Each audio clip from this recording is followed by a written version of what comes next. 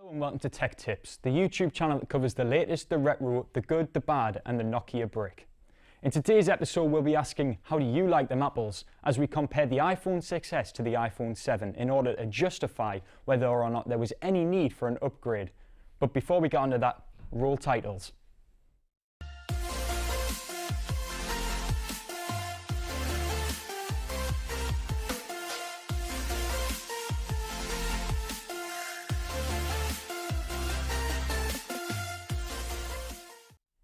Now before we begin today's battle of the iPhones, I'd like to thank CEX for sponsoring today's episode. CEX Games is a pre-owned video game and tech store with over 600 stores worldwide. If you are looking for a sensible, affordable prices on the latest releases or thinking about getting yourself a new phone, or you desperately need to replace those headphones that are falling apart, take a look at CEX's certified refurbished range for a great product at a great price, all while helping the planet by stopping these products going to waste. Check out their website or in the description below, check out their local stores. Let's talk about the Apple's iPhone 6s and what it offers and how it fares against its bigger brother. Firstly, the iPhone 6s holds Apple's fast A9 chip, which can handle anything the phone is capable of without any lag. The 6s has 2 GB of RAM, which is more than enough for mobile gaming and web browsing. Although this doesn't seem like much, 2 GB of RAM is enough for any task that can be carried out on a device of this size. Talking about the iPhone's size, the Retina LED backlit IPS display measures at 4.7 inches, which is quite small by today's smartphone standards. The iPhone 6s was Apple's first device to feature 3D touch, which distinguishes various levels of force being applied to the display, which adds another level of input to the iPhone. 3D Touch allows for much better user experience and can jump between apps or use app actions, all by adding pressure, which helps the user access more features and can use the software a lot more fluidly. Smartphone cameras are very important to consumers these days. The 6s's camera is one of the biggest downfalls of this phone. In the daytime, the camera is excellent with its 12 megapixel Sony Exmor sensor, recording video up to 4K at 30 frames per second and taking high quality photos with its digital image stabilization. However, in the dark or even at dusk, the 6s's True Tone flash can't help its terrible low light performance, as the 6s has an f2.2 aperture. Now, Apple claims that its 6s's LiPo battery can last up to 8 hours and 15 minutes, but in our tests we found that with realistic use such as video streaming, music streaming, social media browsing, and of course calling and messaging, left the phone running out of charge in almost half of this time. Additionally, the cold weather does not help these batteries perform well and may even shorten the battery life even more, which if you're a person who spends a lot of time outdoors, this may not be the phone for you. If you don't want to carry a power bank with you.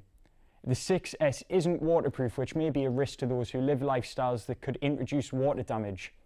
This is where the 7 offers better protection as it is rated IP67 waterproof. Let's run the 6s advert, and after that you'll be joined by Bryn, who will talk about the iPhone 7 and what it has to offer.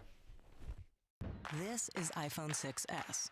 Not much has changed, except it responds to the pressure of your finger. So you can peek into stuff. And pop stuff open, which changes how you play a song. Read a text. Read an email. Read the news. Wait, you read the news? Yep. Of course you do. Now you can change apps like this. Pay at more places like this. And the new color looks like this. It's rose gold, it's awesome. And Siri is more helpful than ever. Hey Siri, show me photos of tortellini. Here are some images of tortellini. Maybe get takeout? The camera shoots 4K video now, which changes how your movies look. Nice. Even selfies have changed. Now your screen is the flash. That's gonna get like 1 million likes. Thanks.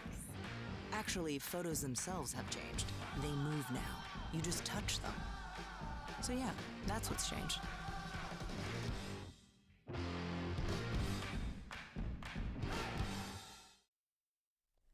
Hey guys, it's Bryn here, and I'm going to be taking you through the pros and cons of the iPhone 7. First of all, the iPhone 7 outdoes its predecessor, the iPhone 6s, in terms of the much more intrinsically designed camera. And this is because of the camera's larger f1.8 aperture, improved sensor and 6-element lens, which provides the user to take brighter and more detailed photos and videos And in addition to this, the iPhone 7 packs a much greater battery life than all of Apple's mobile phones prior to this model, allowing it to last up to 10 hours. And the phone's much stronger and improved chip helps to ensure that the phone's power is maintained no matter how many applications you open. And the improvements don't stop there. The iPhone 7 comes with a much more developed stereo sound system, way better than all of its predecessors, and Apple has even engineered the phone to become perfectly water resistant, therefore making it the phone that the whole of Britain has been waiting for, because boy does it rain here. However, my one big pet nag about the iPhone 7 is that the headphone jack has been removed, meaning that Apple users who bought the new iPhone had to buy a new set of Apple EarPods for an extra £20 to £30. Furthermore, using the Apple EarPods means that the phone's users are unable to charge their phones simultaneously, certainly making it something that not all iPhone 7 owners will appreciate. And when you probably compare the iPhone 7 to the iPhone 6s, you realise that they're not really that different. For sure, the iPhone 7 comes with several updated aspects that could never be achieved by a simple system update, but honestly, it does feel as though more progress was made with the 6s rather than with the 7. So when you consider the phone's initial release price of £599, it starts to seem a lot less necessary. Now though, let's check out the stats behind the iPhone 7. When the iPhone 7 was initially released, it came with 3 different storage options: 32GB at £599, 120GB at £699, and 256GB at £799. But how well did they sell? The answer: pretty damn well. In the first quarter of 2017, research company Strategy Analytics said that the iPhone 7 had sold 21.5 million units worldwide. However, after the phone experienced a surge in sales after releasing in September 2016, by December, Apple had already begun to scale back on production of the phone, demonstrating just how quickly interest in the phone soon began to fall. Perhaps we could argue that Apple's advertising was a major cause of that surge. So let's see how they did it. Run BT. A new camera captures shots you never could before. That's because its larger f1.8 aperture, new sensor, and 6-element lens enable brighter, more detailed photos and videos. And optical image stabilization allows for a longer exposure, so you get even better images in low light.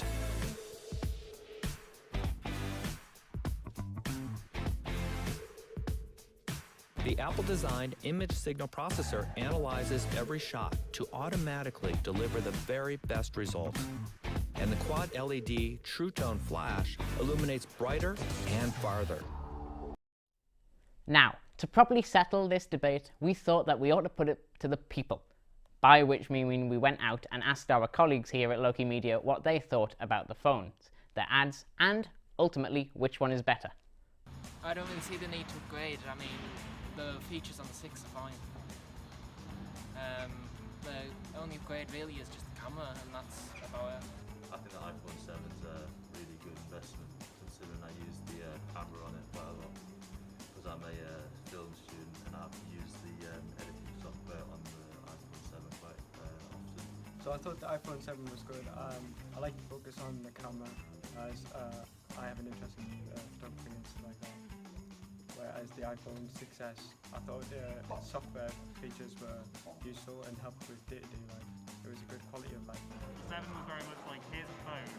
We're going to focus more on the camera element of it and how like it's been upgraded, whereas the 6s was a lot more like, yeah, not a lot's changed from the previous models, but like the features we are implementing are a bit better in terms of quality of life.